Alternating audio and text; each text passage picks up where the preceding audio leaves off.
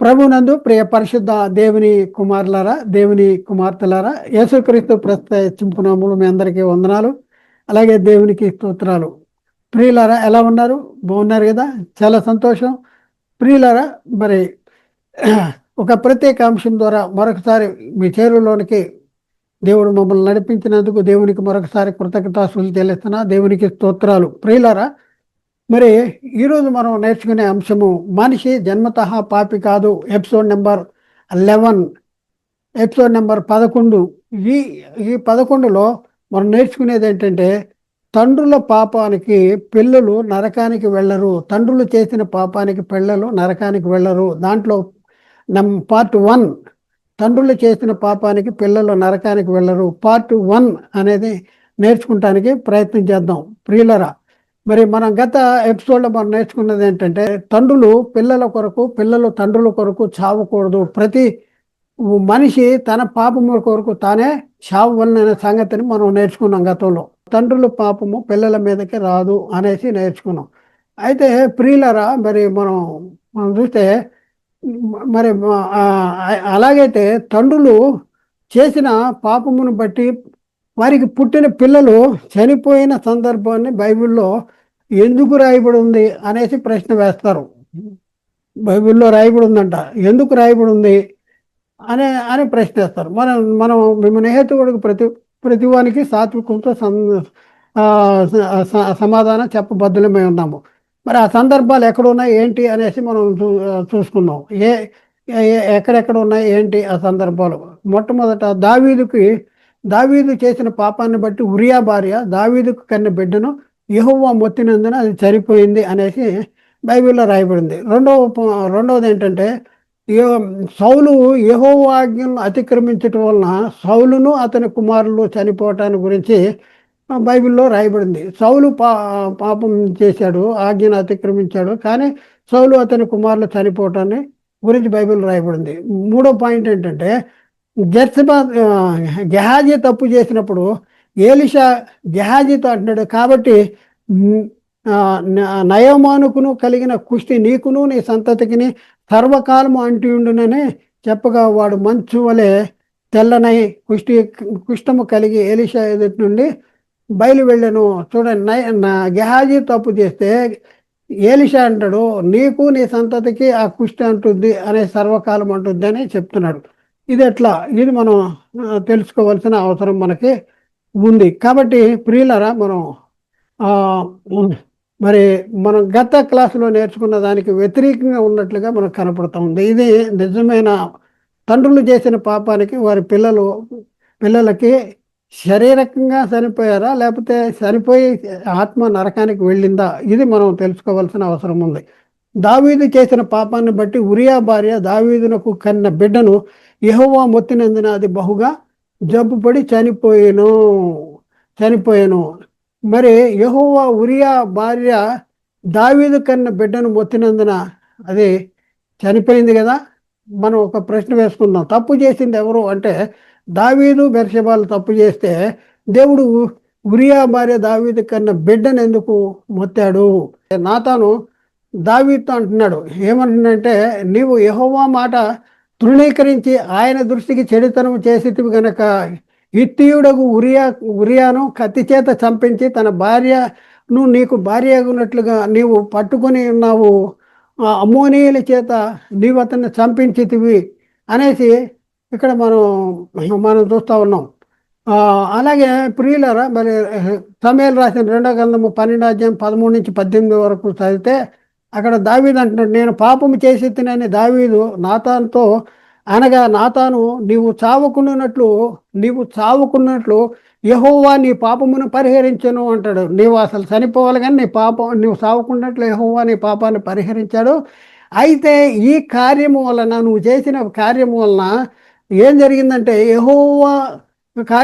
యెహోవాను దూషించుటకు ఆయన శత్రువులు నీకు గొప్ప హేతువు కలిగజేసితివి. ఆయన శత్రువులకు నీవు గొప్ప హేతువు, యెహోవాను దూషించడానికి ఆయన శత్రువులకు నువ్వు గొప్ప హేతువు కలిగజేశావు. కనుక ఏం జరుగుద్దంటే, నీకు పుట్టిన బిడ్డ నిశ్చయముగా చచ్చునని దావీదుతో చెప్పి తన ఇంటికి వెళ్ళిపోయాను.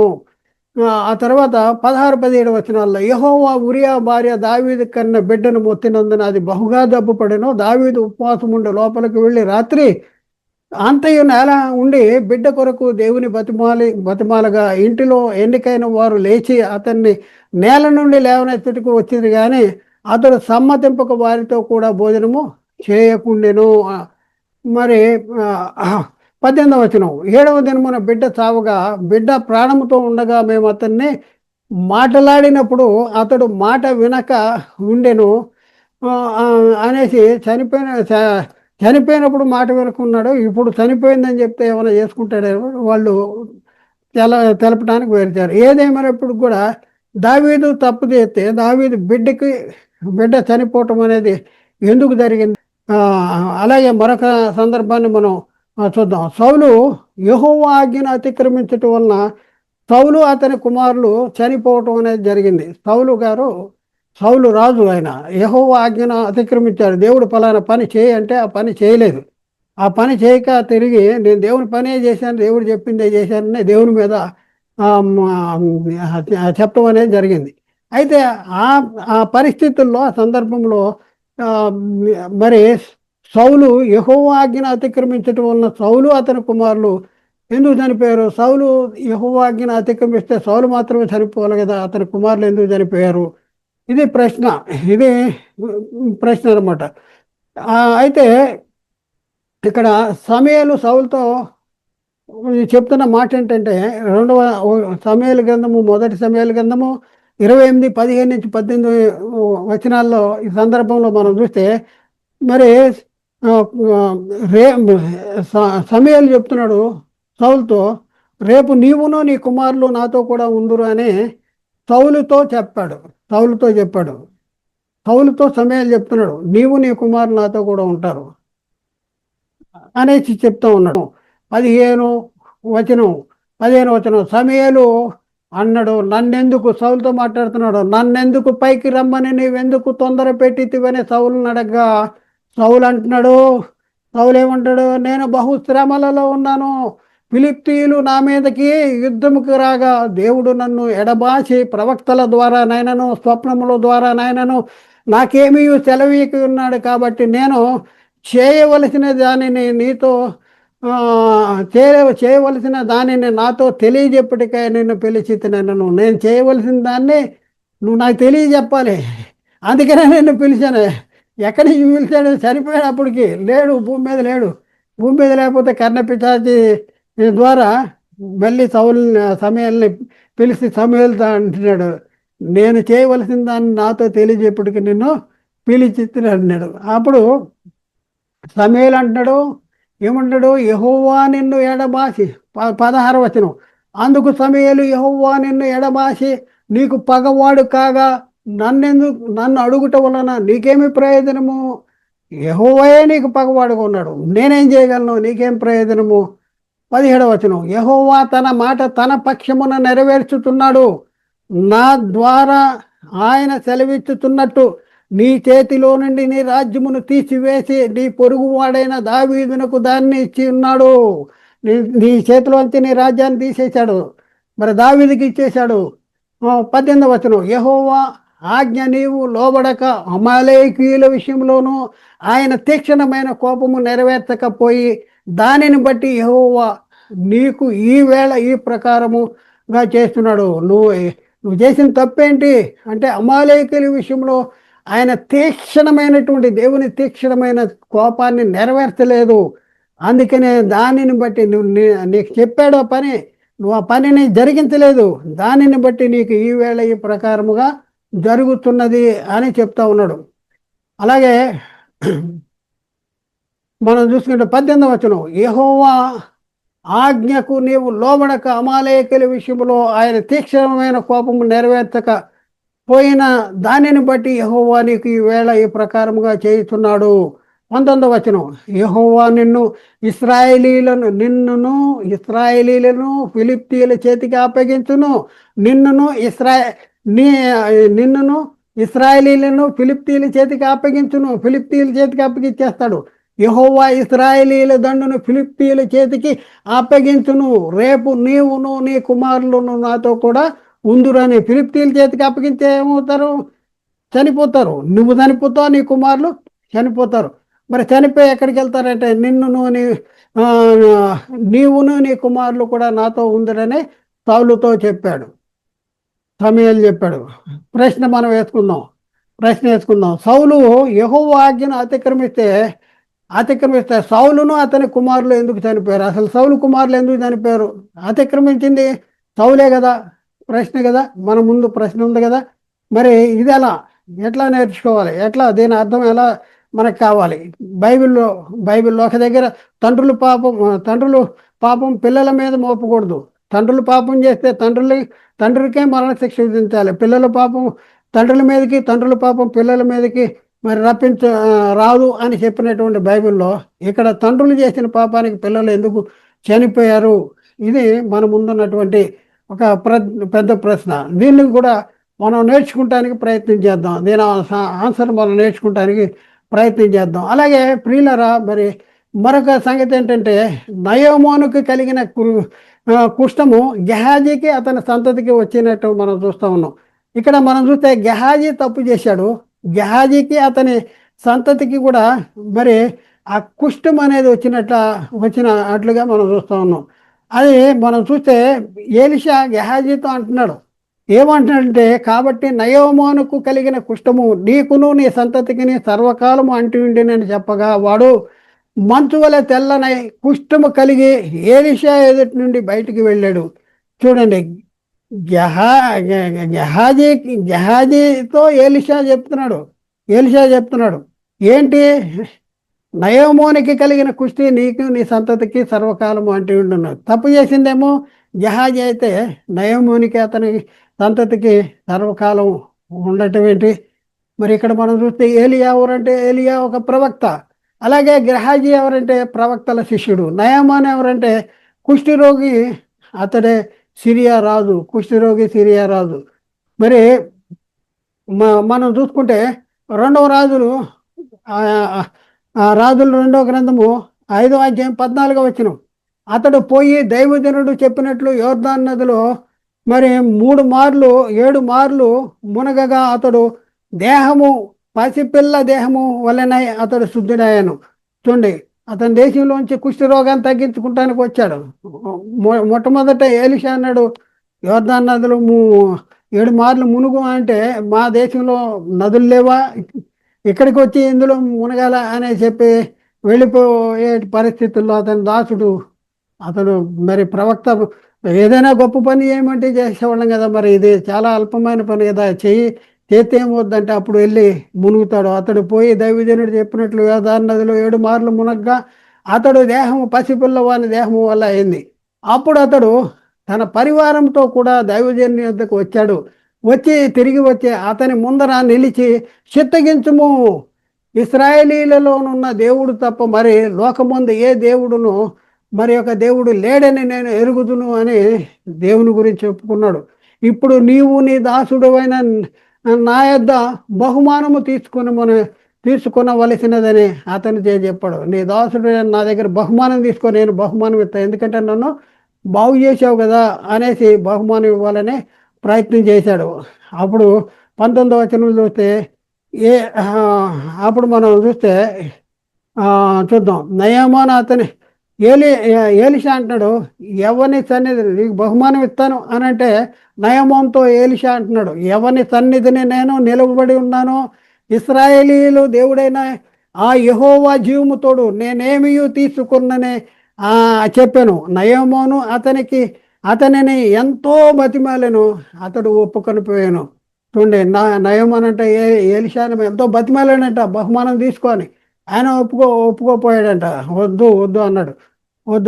అయితే 19వ వచనం, ఎలీషా నెమ్మది కలిగి పొమ్మని అతనికి సెలవు ఇచ్చాను. అతడు ఏలియా వద్ద నుండి వెళ్ళి కొంత దూరము సాగిపోయాను.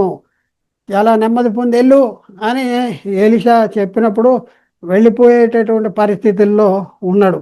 అయితే 20వ వచనంలో, రాజుల 2వ గ్రంథము 5వ అధ్యాయం 20వ వచనంలో, అంతటా దైవజనుడైన ఏలియాకు సేవకుడు గెహాజీకి ఆయన మైండ్లో సైతాన్ని పట్టేసింది. ఒక పురుగు పురుగు తిరిగింది. ఏంటి సిరియా, ఇక్కడ వాడు ఏమనుకుంటున్నాడు, ఏలిషాకు ఏలిషా ఆ, అంతటా దైవజనుడైన ఏలిషాకు సేవకుడు గెహాజీ సిరియనుడైన ఈ నయమాను తీసుకుని వచ్చిన వాటిని అంగీకరించుటకు నా యజమానికి మనసు లేకపోయిన కానీ యెహోవా జీవముతోడు నేను పరిగెత్తుకుని పోయి అతన్ని కలుసుకుని అతని వద్ద ఏదైనా తీసుకుందునని నిన్ను చూడండి. నా యజమానికి ఆ ఆ మనసు లేదు, నాకైతే మనసు ఉంది, కాబట్టి నేను పరిగెత్తుకుపోయి ఏదైనా తీసుకుంటాను అనేసి అనుకున్నాడు. అనుకుని 21వ వచనంలో నయమును కలుసుకునిటికే పోవుచుండగా నయమును తన వెనుక నుండి పరుగెత్తుకుని వచ్చి వారిని చూచి రథము మీద నుండి దిగి వారిని ఎదుర్కొని క్షేమమా అని అడిగాను. అందుకు అతడు క్షేమమని చెప్పాను. 22వ వచనం, నా యజమానుడు నా చేత వర్తమానము పంపి, చూడండి, నా యజమానుడు ఎవరు, ఏలిషా, ఆయన నాతో వర్తమానం పంపించాడు. ఏంటి అంటే ప్రవక్తల శిష్యుల్లో 2 యవ్వనులు ఎఫ్రాయిము మన్యము నుండి నా యొద్దకు ఇప్పుడే వచ్చి నా యొద్దకు వచ్చారు ఇప్పుడు. గనుక నీవు వాని కొరకు 2 మణుగుల వెండియు 2 దుస్తులను బట్టలను దయచేయమని సెలవిస్తున్నాడు. నా యజమానుడు సెలవిస్తున్నాడు. 2 మణుగులు వెండి 2 దుస్తులు బట్టలు సెలవిస్తున్నాడు. ఎందుకంటే ప్రవక్తల శిష్యుల్లో 2 యవనస్తులు నా దగ్గరకు వచ్చారు, కాబట్టి నువ్వు వెళ్ళి పట్టరా అని నాతో చెప్పాడు అనేసి చెప్తున్నాడు. అప్పుడు నయమాను ఏం చేశాడు, నీకు అనుకూలమైతే రెట్టింపు వెండి తీసుకున్నామని బతిమాలుతున్నాడు. రెట్టింపు తీసుకో, 2 సంచుల్లో 4 మణుగుల వెండి కట్టి 2 దుస్తుల బట్టలనిచ్చి తన పనివారితో 2 మీద వాటిని వేయగా వారు గెహాజీ ముందర వాటిని తీసుకుని పోయి ఏమైంది, ఎక్కడ తీసుకెళ్లారు, గెహాజీ ఇంట్లో దాచిపెట్టాడు. చూద్దాం 2వ రాజులు 5:24 వచనం, మెట్ల దగ్గరకు వారు రాగానే వారి యొద్ద నుండి గెహాజీ వాటిని తీసుకుని ఇంట్లో దాచి వారికి సెలవేగా వారు వెళ్ళిపోయారు. అవన్నీ తీసుకున్నారంటే ఇంట్లో దాచిపెట్టాడు. అయిపోయింది కదా, మీకు సెలవు, వెళ్ళిపోండి అంటే వాళ్ళు వెళ్ళిపోయారు. వెళ్ళిపోయిన తర్వాత అయ్యగారు ఇంట్లో దాచిపెట్టాడు కదా, ఏలిషా దగ్గరికి వచ్చాడు. ఏలిషా దగ్గరికి వస్తే ఏలిషా గెహాజీతో అంటున్నాడు, నయమానుకు ఏంటి ఎక్కడికి వెళ్ళావు అంటే, నీ దాసున్నాయన నేను ఎక్కడికి వెళ్ళా, ఇక్కడే ఉన్నాను అంటాడు. నువ్వు నయమాన్ దగ్గరికి వెళ్ళి ఆయన రథాన్ని ఎదుర్కొన్నప్పుడు నా మనసు నీతో కూడా లేదా అని చెప్పాడు. అని చెప్పేసి అక్కడ ఏలిషా గెహాజీతో అంటున్నాడు, నయమానుకు కలిగిన కుష్టము నీకును నీ సంతతికి సర్వకాలము అంటియుండునని చెప్పగా వాడు మంచు వలె తెల్లవై కుష్టము కలిగి ఏలిషా ఎదుటి నుండి వెళ్ళిపోయాడు. ఈ మాటల గురించి మనం చూస్తే రాజులు 2వ గ్రంథము 5-20 5వ అధ్యాయం 25-27 వరకు ఈ మాటలు ఉన్నాయి. చూద్దాం, అవి కూడా వాక్యం చదివి వాక్యాన్ని బట్టి మనం ఆలోచిద్దాం. అతడు లోపలికి పోయి తన యజమాని ముందర నిలవగా, అమాయకుడిగా యజమానుడి ముందంటే ఏలిషా ముందు నిలుచున్నాడు, అన్నీ దాచిపెట్టాడు. వచ్చేసి ఏలిషా దగ్గరికి, యజమానుడి దగ్గరికి వచ్చి ముందు నిలిచాడు. అప్పుడు ఏలిషా వారిని చూసి గెహాజీ నువ్వు ఎత్తటి నుండి వచ్చేటివి అని అడిగినందున వాడు, నీ దాసుడనైనా నేను ఎత్తడికి పోలేదన్ను, ఎక్కడికి వెళ్ళలేదు, నీ దాసుడిని ఎక్కడికి వెళ్ళలేదు అని అంటాడు. అప్పుడు